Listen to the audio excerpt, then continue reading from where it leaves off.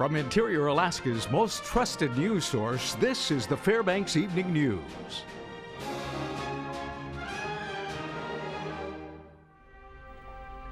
Good evening. Thank you for joining us. I'm Daryl Clark. Stephanie Woodard is on assignment. Our top story this evening, thousands in the area are in the dark as trees continue to fall on power lines. Mike Fussell spoke with the groups battling to fix the issue and files this report. Blizzard of heavy wet snow is the culprit of more than 15,000 power outages across the Fairbanks area. The white stuff builds up on trees, downing them on top of electrical lines. At its worst, an estimated 21,000 buildings were in the dark. Golden Valley Electric now has around 40 linemen working on shifts throughout the entire day. But just when progress is being made, GVEA public relations official Corrine Bradish says more trees fall. What our linemen are finding as they're going down a right-of-way and cleaning it, they can turn around and it's filled right back in, which is reminiscent of the 1992 snowstorm. Bradish says the 69 phone lines at GVEA are getting jammed with thousands of calls, and now email is a suggested option of contact. She says the persistence of emerging outages may make it days until some are hooked back up. In the next few days, it may not improve. We may be gaining ground to get people back on, but the flickering could continue and spot outages. I'm on, then I'm off, and that may continue for days. And so people aren't left chilling in their dark homes, the Fairbanks office of the Red Cross of Alaska is setting up warming shelters in Fairbanks and North Pole if necessary. Schools are likely to have school tomorrow, so that weren't our options. So that's what we've been working on, is trying to find churches and other partners who have power. The University Community Presbyterian Church at 3510 College Road will be the Fairbanks location where people can come to warm up. We aren't set up for full-on sheltering. The idea is for people, if they need to come get out of their house, come and get warm, get some snacks, and just kind of rest a little bit, they can do so. The facility can hold 50 or less people at a time and will remain open as needed. Reporting from the University Community Presbyterian Church, I'm Mike Fussell. A warming shelter will now be opening to meet the significant outage demand in the city of North Pole. The location will be in the Fire Department Annex at 110 Lewis Street. Trial began this morning for the ex-tutor accused of sexually abusing two of his former students. Claude Folks is facing 3 felony sexual abuse of a minor charges, but this is just one of 2 cases that he is charged in. Today, the alleged victim took the stand to testify about the abuse he says he suffered at the hands of his teacher that he trusted. The boy, who was 14 at the time, says the incident occurred when he was helping his former teacher move apartments. Folks reportedly forced the boy to remove his clothing and assaulted him. After the assault, the victim says he was ashamed and chose to tell no one about the 2010 incident.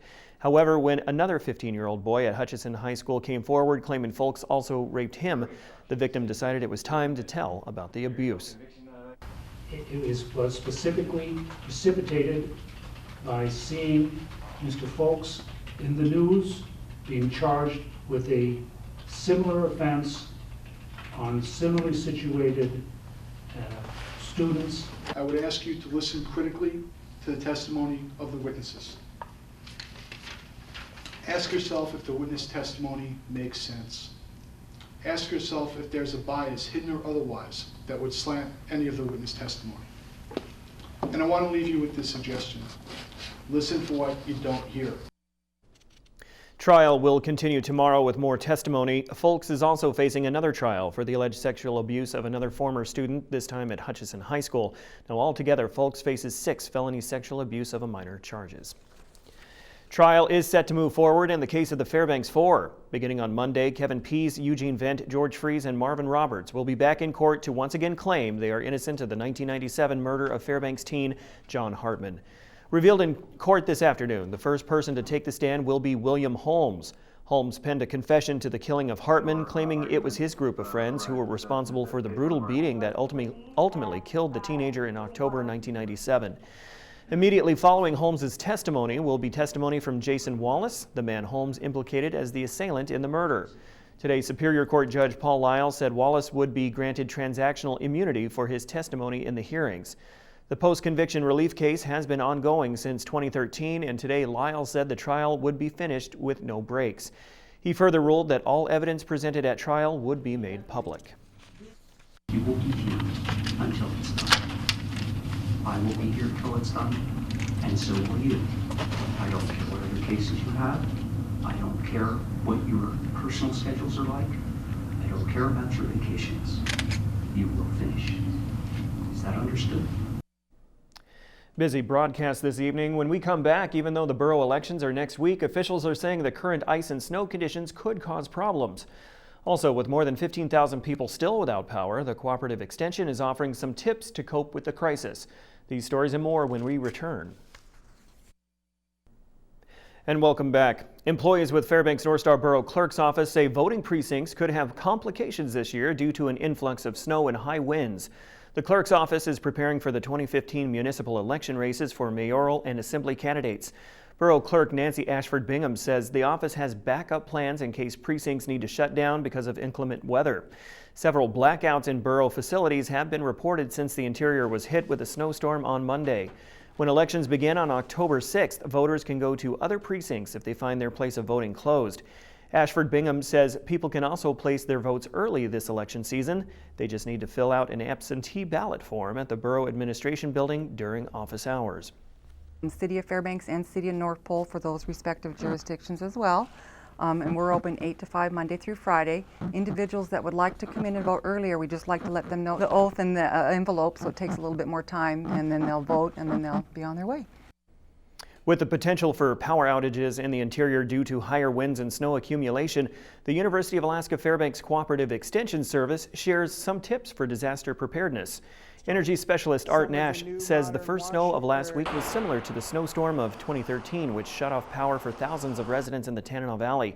Nash says that having at least 1 week worth of food and water is a must, along with fresh clothing, flashlights, and blankets. He adds that one important item basic disaster kits tend to leave out is personal electric generators. Food spoilage inside homes is a major concern if power is cut off for several days. A personal generator could provide electricity to important household items such as refrigerators, heating appliances, and communications equipment. Nash says a good generator could be found for $2,000 or less. So this year's dividend, which will be $20.72, would be enough to purchase a small suitcase style of generator to leave the home with. Very quiet, very efficient, not noxious on fumes. Again, not something that you would run in the house, however, because there is some type of emissions that do come off of these generators. Students and faculty from the University of Alaska Fairbanks will be hosting an event this weekend sharing traditional Native dance, music, and arts. The UAF Department of Alaska Native Studies and Rural Development will be hosting the first annual Fall Hood fundraiser this Friday, October 2nd at Pikes Waterfront Lodge. From 5 to 8 p.m., attendees can enjoy a hearty spaghetti dinner and desserts while watching live performances from 3 local traditional dance groups. The program will also include a live and silent auction as well as door prizes. Now, all proceeds will go towards hosting the annual Festival of Native Arts scheduled in early March this year, or of next year. Student co-coordinator Adrian Titus says that it will be a great night filled with stories and dance. It'll be our 43rd year that we have. It is organized and put on by students, like I said, students and volunteers here at the university from all over the state and all over the world. We have students that come in and take their time to put on the event. Everything from the stage, behind the scenes, getting the students here, all of the logistics for the event is done by the students. All right, Joe Cook is up next with sports, and he has Alaska Gold Panners news. Believe it or not, they will have a different schedule next summer. Joe will have more on that, plus high school wrestling season is about ready to start. All that and more with Joe after the break.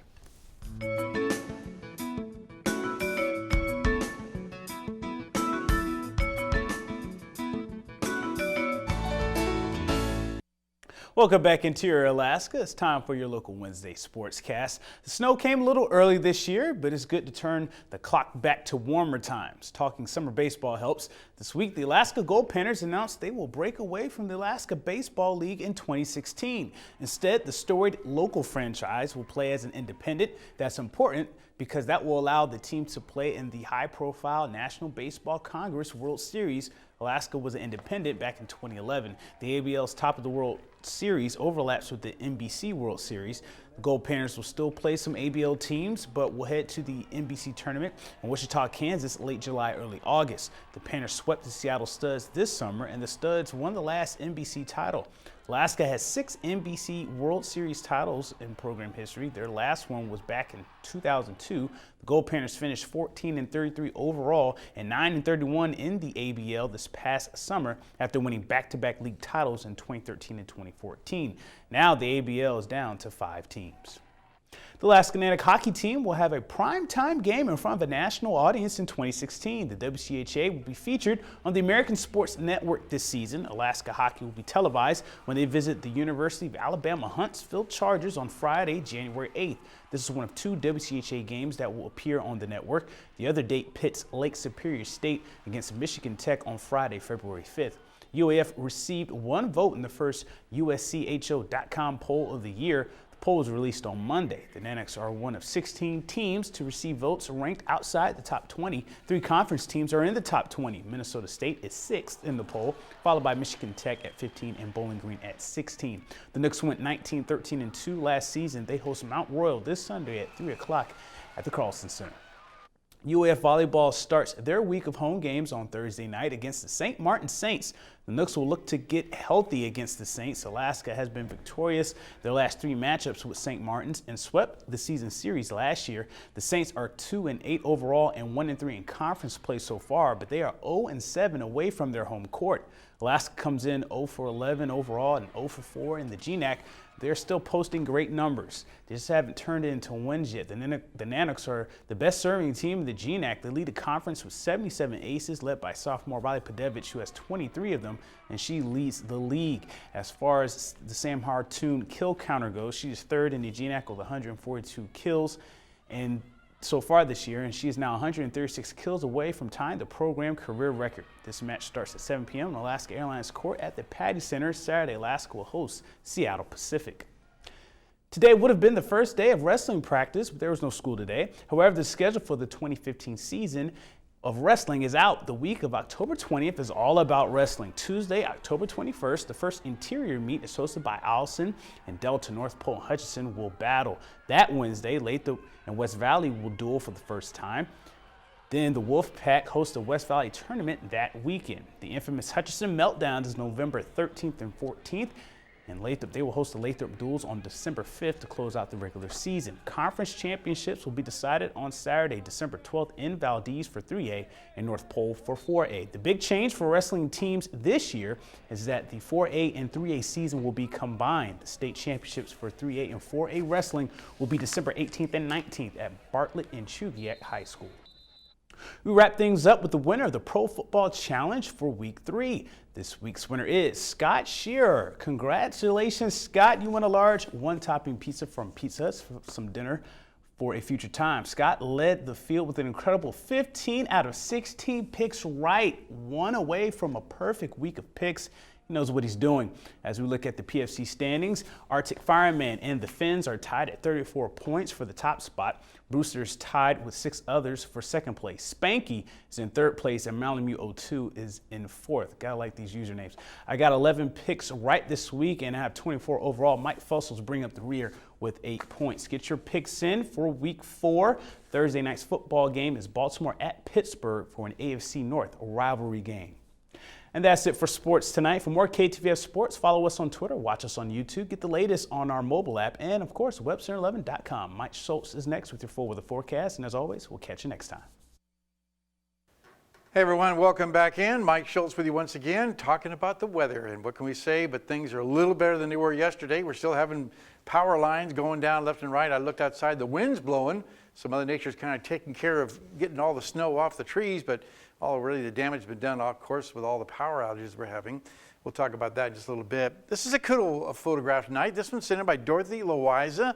The last rose, sitting among all the snow out there, poking up through the snow. It's one last opportunity to show some beauty there. And as always, if you have a photograph, by all means, send it to photos@ktvf11.com. Your numbers: today's high 34, the low last night 29, the record high 71 in 2003, the record low 3 degrees in 1992. Your sunrise and sunset 11 hours and 25 minutes. And you know what? We had some pretty healthy snowfall yesterday. We'll tell you about that in just a little bit. On our satellite and radars, you can see once again, looking at all that moisture moving off to the east. And that was what brought with it the incredible snowfall and the very heavy wet snowfall bringing down the trees. Now elsewhere, we don't see a whole lot moving our direction from the northwest, so that's a good sign there. The overall outlook for the lower 48, we'll talk about that in just a little bit, but as far as Alaska goes, you can see showers over the southeast, clearing skies around Ketchikan, partly cloudy skies in the Anchorage Bowl, also around Kodiak Island, up and down the west coast. So looking at temperatures, pretty good range here, 46 at Bethel, but 39 at Nome, and 31 degrees at Barrow with cloudy skies for Yukon and partly cloudy skies there. Lower 48 weather, well, looking at here, again, temperatures cooling down a little bit over the Pacific Northwest around the Seattle area. Still very hot over the desert Southwest, 101 in Las Vegas, 106 at Phoenix. Another hot day in Dallas, 92 degrees, pretty warm for Denver and Salt Lake City and Billings, Montana. And then cool once again over the eastern side of the country with clouds and rain in the picture. Rain over the New York area, and it shows up on the satellite and radar. There's the big blob of precipitation moving right there. Elsewhere, we see a little bit of shower activity moving across the Central Plains and even across parts of Southern California. Now, the overall outlook is looking for luckily a foot of rain up and down the eastern seaboard because of not only a flow coming off the Gulf of Mexico, but possibly there is actually a hurricane out there now, Hurricane Joaquin, that's going to be affecting that. In fact, that shows up on our latest jet stream. As you can see here, Joaquin sitting there. That's expected to move slowly to the north and take all that rain with it, and then more showers back to the west over the western half of the country. Well, time once again for our kids' weather and our weather watch tonight, again from Barnett Magnet School. Here's a young man with a weather question. Hi, my name is Maya, and I'm in Miss Bennett's class, Weather Detectives at Barnett Magnet School. And this is my picture of how the wind works. Getting ahead of myself, of course, tomorrow night we'll have the young man with a question. That was lovely Maya with a beautiful picture she drew showing the wind. Thank you, Maya, for that picture. And again, as always, thanks to Mount McKinley Bank for sponsoring our kids' weather. And like I said, tomorrow night, the young man will be here with a weather question about how weather is forecast. So we'll get that on top. Here's your forecast for the rest of Alaska for tomorrow, and scattered snow showers for Barrow. Increasing winds close to 60 miles an hour in the Nome region, so some beach erosion is possible there. Cloudy skies in Fort Yukon. Here in the interior, not too bad. Actually, partly cloudy skies for Delta Junction and Healy, and just cloudy skies at Fairbanks. Over southeast Alaska, the rain's slowly diminishing. Rain showers in Juneau, but periods of rain still hanging around the Ketchikan area. To the southwest, we're looking at rain likely at Cold Bay and Bethel with sunny skies in Kodiak and down around the south central regions. It looks like sunny skies for Homer, mostly sunny skies in Valdez and Anchorage. And our forecast for the remainder of the night, looking at again some scattered snow showers that are moving through right now. 23 degrees for the overnight low and a little colder. And as far as tomorrow, decreasing clouds and a chance of snow late, 33 degrees. And the extended forecast, as you can see here, looking at rain and snow possibly again on Friday and Saturday, dribbling into Sunday, and then mainly partly cloudy to cloudy skies. Temperatures will once again cool down and then slowly warm back up again, looking at around 40 degrees for Monday and Tuesday. Overnight lows still being in the 20s, so a lot of this moisture we have will be freezing and making it a real interesting trip to work and back. To say the least. Yeah, it definitely was a unique experience, so to speak. I got to tell you one thing, though, guys. Yesterday, we set a record. 11.2 inches is the most snow they've ever had in a September day. In a day?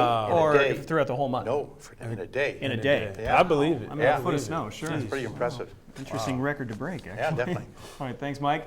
That will wrap up this edition of the Fairbanks Evening News. We are glad you could join us. Well, tonight on NBC Nightly News, Russia began assaults on Syria today and gave the United States little advance notice. How is that playing out? Well, Lester Holt will have this story up next. You can join us here 6 days a week at 6 and 11 or online anytime at webcenter11.com. All right, from all of us here at the News Center, be safe. Have a great night. Good night.